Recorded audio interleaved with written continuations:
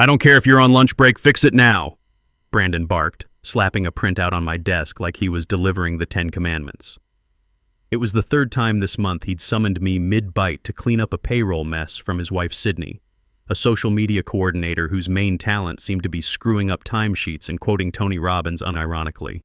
I'm Garrett Caldwell, 48 years old, and I've been dealing with this nonsense for way too long. The spreadsheet was a disaster again. 8 hours logged on a day Sydney was out sick. I stared at the numbers and muttered under my breath, did she work telepathically, or was this just another miracle of executive nepotism?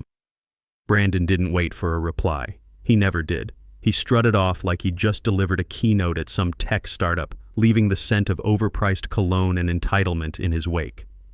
I sighed, closed my half-eaten sandwich, and got back to work. Again. No thank you. No context.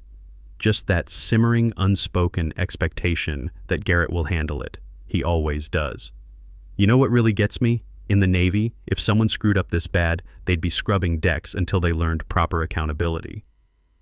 But here at Phoenix Financial Solutions, incompetence gets rewarded as long as you're sleeping with the right person. For the record, this wasn't in my job description. I'm a senior financial analyst, not an unpaid babysitter for Brandon's pack of professional toddlers. I'd been at this company for 11 years, longer than the standing desks, the kombucha fridge, and the so-called chief innovation officer. I trained new hires, smoothed client meltdowns, and maintained back-end reporting systems no one else understood. But ever since Brandon took over the department 16 months ago, it was like I'd become invisible until something went wrong. 20 years in the Navy taught me a lot about leadership, real leadership. Not this fake motivational poster garbage Brandon peddled. In the service, you earned respect through competence, not connections. You led by example, not by throwing tantrums when your wife couldn't figure out basic data entry. The first time Brandon dismissed me in front of everyone during a Monday stand-up, I blinked twice and said nothing. Pick your battles, my old chief petty officer used to say. The third time, I took a screenshot of his Slack rant and saved it to a private folder labeled just in case. By month 6, I was cataloging every backdated timesheet, every schedule he edited after hours, every passive-aggressive per my last email buried in corporate doublespeak. Here's the thing about Brandon. He didn't even hide it. He had this warped philosophy he called agile leadership. That's how he justified micromanaging staff during meetings, forcing unpaid overtime, and humiliating underperformers with what he charmingly called growth opportunities. HR didn't bat an eye. They called it modern management. I called it what it was, a 31-year-old kid drunk on power he never earned. Brandon Hayes wasn't just any nepotism hire. He was the son-in-law of our VP of marketing, married to Sydney about 6 months before mysteriously landing this management position. No prior experience running a department, no financial background, just an MBA from a party school and connections that mattered more than competence. Let me paint you a picture of what agile leadership looked like in practice. Last month, Brandon decided our team needed to embrace disruption by implementing a new productivity tracking system. Translation: he wanted to micromanage our bathroom breaks. The system crashed on day 2, taking half our client reports with it. Guess who stayed until midnight recovering the data? Not Brandon, not Sydney, me. And when the client called Monday morning wondering where their quarterly analysis was, Brandon threw me under the bus in front of everyone, claiming I'd failed to properly manage the transition. That's when I started keeping detailed notes. Not just the obvious stuff, the overtime violations, the favoritism, the complete incompetence, but the patterns. How Brandon would conveniently find urgent projects whenever I requested time off. How Sydney's mistakes somehow became teaching moments while mine became performance concerns. How every team meeting turned into the Brandon show with him spouting buzzwords he'd learned from whatever business podcast was trending that week. You have to understand, I didn't wake up one morning planning to take down my boss. I'm not some disgruntled employee looking for a payday. I'm a guy who spent 2 decades serving his country, who understands what real leadership looks like, watching some entitled kid cosplay as a manager while making everyone else's life miserable. The breaking point came during our quarterly review cycle. Brandon had the audacity to mark me as needs improvement in the category of adaptability to change. This from a guy whose biggest change management challenge was remembering his wife's login password. He wrote that I seemed resistant to new methodologies and struggled with collaborative feedback integration. Translation: I'd questioned his decision to have our team use a project management app designed for wedding planners. I'd also had the nerve to point out that his streamlined reporting process had actually doubled our workload while cutting our accuracy in half. But here's what really burned me up. The same review praised Sydney for her innovative approaches to data visualization. Her innovative approach was using Comic Sans font on financial reports and adding emoji to client presentations. I'm not making this up. She actually sent a quarterly profit analysis to our biggest client with a smiley face next to the revenue numbers. That night, I sat in my truck in the company parking lot, staring at that performance review. 20 years of military service, commendations for excellence, leadership roles that actually mattered. And now some kid who couldn't tie his shoes without his daddy-in-law's help was questioning my adaptability. That's when I made the decision to start documenting everything, not just casually saving emails, but building a real case file. In the Navy, we called it CYA, cover your assets. When you're dealing with someone who plays fast and loose with regulations, you better have your paperwork in order. Last Friday was when everything changed. I was staying late to finish month-end reconciliation because, surprise, surprise, Sydney forgot to log a whole week of work. Someone had to clean it up, and Brandon made it crystal clear that someone was me. While double-checking time entries in the shared admin platform, I saw Brandon's username pop up. He was editing time cards at 9:48 p.m. for entries dated 2 weeks back. Now, in any legitimate business, timesheet adjustments require supervisor approval and documentation. But Brandon was just going in and changing numbers like he was playing SimCity. I didn't say a word. I just opened my screen recording software and started capturing everything. 20 years of military training taught me one thing. When someone's violating protocol, you document it. You don't confront, you don't escalate, you gather evidence. What I found made my blood boil. Brandon wasn't just fixing Sydney's mistakes, he was systematically inflating her hours while reducing overtime calculations for the rest of us. He'd mark her 6-hour days as 8 hours, then split the difference across 3 other employees to keep the departmental totals looking normal. Pure wage theft, dressed up as administrative efficiency. I captured it all. Screenshots, timestamps, the whole digital paper trail. Then I cross-referenced it with our actual project deliverables. You know what I found? On days Sydney supposedly worked 8 hours, her output was maybe 2 hours worth of actual work. Meanwhile, guys like me and Caleb Rodriguez were logging 10-hour days but only getting paid for 8 because Brandon was optimizing our efficiency metrics.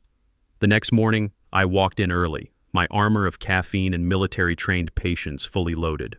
Sydney was already there, fumbling with the copier like it owed her money. She gave me a sheepish wave, then scurried off, probably to forget another password. I booted up my laptop, opened the error-riddled payroll spreadsheet, and began quietly fixing what should have been flagged in the first place. I barely heard the morning stand-up begin behind me until Brandon said my name with that false, cheerful voice he used when he was about to throw someone under the bus. "Let's all give Garrett a round of applause," he smirked, clapping like a toddler who'd just seen fireworks. He saved us again from another little Sydney blunder. Real team player. The room gave an awkward chuckle, which encouraged him to continue. I could feel it coming. That moment when a small man with a little power decides to flex just because he can. I think it's time Garrett took a little break. A week off. Unpaid, of course. Mental refresh. Reset that attitude. I blinked. Brandon grinned like he'd just solved world peace. I glanced around the room. Slack-jawed silence. Even Sydney looked like she wanted to disappear into the printer. In that moment, I realized Brandon had just made the biggest tactical error of his short, unimpressive career. 20 years in the Navy, and I'd never seen an officer this stupid. You don't discipline someone in public without documentation, without cause, without following proper procedures. But Brandon wasn't a real leader. He was a kid playing dress-up in daddy's clothes, and he'd just painted a target on his own back. I didn't say a word, but my hand under the desk tapped record on my phone. Voice memo captured. Timestamp logged. Game quietly, irrevocably on. Of course, he added, this is optional if he wants to explore other opportunities entirely. That's when I knew for certain.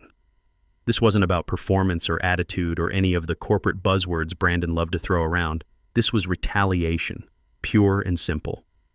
He'd caught wind that I was asking questions about timesheet irregularities, and now he was trying to silence me the only way his limited imagination could conceive. What Brandon didn't understand, what guys like him never understand, Vesiao, is that real strength doesn't come from throwing your weight around. It comes from preparation, patience, and knowing exactly when to strike.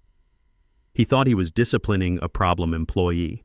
What he was actually doing was confessing to federal labor violations in front of a room full of witnesses. I stood up slowly, gathering my laptop like I was heading to a routine meeting. No drama, no outburst, just the calm professionalism that 2 decades of military service had drilled into my bones. "Everything okay?" whispered Paige from billing. I smiled, a quiet, steady smile that said, "You have no idea how okay this is about to be," and walked out. Straight past the vending machines, past Brandon still monologuing about proactive emotional recalibration, and into my cubicle where I sat down and opened the voice memo app on my phone. Playback. Garrett's taking a week of unpaid leave or he can explore other opportunities entirely. Crystal clear, no background noise. His voice sounded like the opening line of a deposition. In the Navy, we had a saying, "Loose lips sink ships." Brandon had just torpedoed his own vessel and he was too arrogant to realize it. I copied the file to my encrypted cloud storage and then, without drama or delay, opened Outlook. New message. Recipients. Payroll, HR, legal alias. Subject line. Requesting confirmation of employment status change. Body. Per Brandon Hayes' directive during today's team meeting, I've been instructed to take 1 week of unpaid leave or face termination. Voice recording of the directive is attached. Please confirm the legality and policy compliance of this action, as well as the proper documentation procedures for involuntary unpaid leave. I want to ensure I'm following all company protocols correctly. Garrett Caldwell. I attached the audio file, hit send, then logged out of company Slack and went to lunch. Time to let the grown-ups sort this mess out. By the time I got back from lunch, there were 3 replies waiting in my inbox. Payroll. We are unable to enforce any unpaid leave without documented HR approval and proper cause documentation. Legal autoresponder. Your message has been received and forwarded to appropriate counsel. If this is time-sensitive, contact redacted. HR. Nothing. Complete radio silence, which told me everything I needed to know. They were scrambling, probably calling Brandon into a side room right now to ask what the hell he thought he was doing. In the military, when legal gets involved, heads start rolling fast. Corporate America moves slower, but the principle's the same. Brandon didn't show up for the afternoon team call. At 3:17 p.m., I watched him pace by my cubicle twice like a caged animal who'd just realized the door was locked from the outside. He didn't speak, but his jaw was tight and his clipboard was clenched like he was trying to manifest a law degree through sheer willpower. At 4:06 p.m., I got a Slack ping from Sydney. Just an emoji, wide eyes, followed by, "Yo, WTF, was that this morning?" I didn't respond. Instead, I spent the next hour doing what any good analyst does, digging deeper into the data. I pulled up Excel logs from March, where Brandon manually adjusted 4 entries to reflect voluntary overtime after I and another analyst had specifically documented mandatory client cleanup duty on a Friday night. There it was, black and white. Forced overtime magically transformed into voluntary extra work, just to avoid paying time-and-a-half rates. I flagged 2 more instances where my PTO requests had been denied due to critical project deadlines, yet my vacation hours still mysteriously disappeared from my balance. Classic wage theft. Take the time, don't pay the premium, hope nobody notices. It was all there. It had always been there, but now someone had hit record. And Brandon had just escalated a simple payroll discrepancy into a federal labor violation with witnesses and audio evidence. At 5:13 p.m., I got an email that made my day. Subject line, "Still got that screenshot from 2022. Sender, Brody Sullivan, former analyst who'd left voluntarily last spring. I opened it immediately. Garrett, heard through the grapevine that Brandon's finally stepped in it. I kept documentation from my time there. Wage theft, hostile work environment, the works. Happy to share if you're building something bigger. Guy's a menace." I leaned back in my chair. This was better than I'd hoped. 1 recording was good. A pattern of behavior across multiple employees? That was a lawsuit waiting to happen. I clicked reply. Brody. Yes, very interested. Can we connect offline? This is bigger than just my situation. His response came within minutes, along with a forwarded email chain that made my blood pressure spike. It was Brandon, 2 years ago, discussing with HR how to encourage turnover among legacy employees who aren't adapting to our cultural evolution. Translation: how to get rid of older workers without technically firing them. The email thread was damning. Brandon advocating for performance improvement plans designed to fail, scheduling mandatory training during known vacation periods, and my personal favorite, suggesting that employees over 45 might benefit from external coaching to address resistance to change. Age discrimination. In writing, from 2 years ago, I saved everything to my encrypted drive and opened a new browser tab. Time to see what other former employees might have to say. LinkedIn search, Phoenix Financial Solutions, former employees, analyst level. Caleb Rodriguez, junior analyst who'd left suddenly after Brandon's public humiliation, now working at a competing firm. I sent him a direct message. Caleb, hope you're well in your new role. Question about your departure from Phoenix Financial. Were you documenting any issues with management practices? Asking for specific legal reasons. His response was immediate. Holy shit, Garrett. Yes, I kept everything. Brandon cost me 3 months of back pay and nearly destroyed my career reputation. I've been waiting for someone to finally take that bastard down. When can we talk? 2 down. How many more were out there? Around 6 p.m., Brandon finally worked up the courage to approach my cubicle. He looked like a man who'd just realized his parachute was made of tissue paper. Garrett, he said, trying to sound casual, maybe we got off on the wrong foot this morning. You know how it is. Lots of pressure from upstairs about productivity metrics. Nothing personal. I looked up from my screen, where I was currently reviewing Arizona labor law statutes. Brandon, I appreciate you coming over to clarify. For my records, are you rescinding the unpaid leave directive from this morning's meeting? His eyes darted around like he was looking for an escape route. Well, I mean, that was more of a suggestion. You know, sometimes we all need a break to recharge, get perspective. I reached casually into my bag and activated my phone's voice memo function. So, to be clear, the mandatory week of unpaid leave you announced in front of the team this morning is now a suggestion? I never said mandatory, he stammered. You're mischaracterizing the conversation. Interesting. I have the conversation recorded if you'd like to review your exact words. Brandon's face went white. You recorded me? Arizona is a one-party consent state, Brandon. As long as one person in the conversation knows it's being recorded, which I did, it's perfectly legal. I thought you'd know that, being in a leadership position and all. He stood there for a full 10 seconds, mouth opening and closing like a fish gasping for air. Finally, he managed, "This conversation is over." Agreed, I said, ending the recording. Oh, and Brandon, you might want to check your company email. I think HR has some questions for you. He walked away like a man heading to his own execution, which, in a corporate sense, he probably was. At 7 p.m., I stayed late to finish what I'd started. Not the month-end reconciliation. That could wait. I was building something much more important. A comprehensive case file that would make even the most expensive corporate lawyer wet their pants. I opened a new folder on my personal drive. Phoenix Financial Labor Violations. Evidence package. It was time to get systematic about this. Spreadsheets, timelines, email threads, witness statements, everything organized like the military operation it had become. Brandon thought he was dealing with some cranky old employee who'd just roll over and take his abuse. What he'd actually done was declare war on someone who'd spent 20 years perfecting the art of strategic warfare. And I was just getting started. The next morning brought the kind of silence you only hear right before a storm hits. People were whispering near the water cooler. Slack channels that used to buzz with Brandon's motivational garbage had gone dead quiet. I noticed it the moment I stepped off the elevator.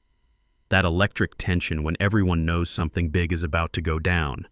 Then came the text from an unknown number. Hi Garrett, this is Detective Martinez with Phoenix PD. We received a wellness check request from your employer. Are you available to speak today? I had to laugh. There it was. The oldest, dirtiest trick in the corporate playbook. When you can't bury someone with policy violations, you try to paint them as unstable, frame them as a potential threat. erode their credibility under the warm, fuzzy blanket of, "We're just concerned about his mental health." Brandon had called the cops on me, actually called the police to report that I might be a danger to myself or others. The sheer desperation of it was almost admirable. I called Detective Martinez immediately. "Officer, this is Garrett Caldwell. Yes, I'm at work. Yes, I'm completely fine. No, I'm not a danger to anyone unless you count incompetent management practices. Can you tell me who made this report?" "We can't disclose that, sir. It was a third-party concern relayed through your employer regarding potential workplace violence or self-harm." "Officer, I'm a 48-year-old Navy veteran with no history of violence or mental health issues. What you've been pulled into isn't a wellness check. It's retaliation disguised as concern. I've filed formal complaints about labor violations, and now my supervisor is trying to discredit me." There was a pause. "Well, okay then. Thanks for clearing that up, sir. Have a good day." I hung up and immediately documented the call. Time, date, officer's name, the whole conversation. Then I forwarded the call log to my personal attorney. Yeah, I'd already retained legal counsel. 20 years in the Navy teaches you to prepare for battle before the shooting starts. At 11:34 a.m., an HR calendar invite hit my inbox. Subject: Garrett. Check-in: Team Dynamics and Support Resources. Attendees: HR Manager, me. Optional attendee: Brandon Hayes. Location: Conference Room B. I declined the meeting and replied in writing, "Thank you for the invitation. Given that this request follows a false police wellness check initiated without my consent, and considering that I've already provided clear documentation regarding recent management violations, I'm not comfortable participating without legal representation present.